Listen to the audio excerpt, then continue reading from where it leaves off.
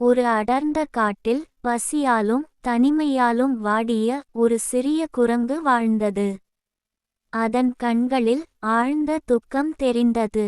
பசி தாங்காமல் அது மெதுவாக ஒரு மலைக்கிராமத்துக்குள் நடந்து வந்தது. பலவீனமாக, ஆனால் நம்பிக்கையுடன் இருந்தது. அங்கே ஒரு சிறுவன் பாவப்பட்ட குரங்கைக் கண்டான். தன் கையில் இருந்த சிறிய பிரெட் துண்டுகளை குரங்கிற்கு கொடுத்தான்.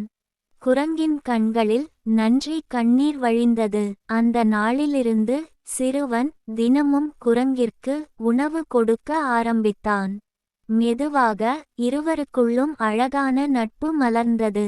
கிராமத்தினர் கிண்டலிட்டு கேட்டார்கள், ஏன் இந்த ஏழை குரங்கிற்கு உணவு கொடுக்கிறாய்? சிறுவன் சிரித்தபடி சொன்னான், அதனால் பேச முடியாது, ஆனால் அதன் பசிதான் என் இதயத்துக்கு கேட்கிறது.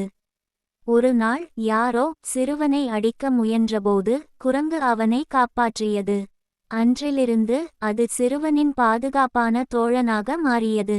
அன்பு இனத்திலும் மொழியிலும் இல்லை, அது மனதின் தூய்மையில்தான் உள்ளது.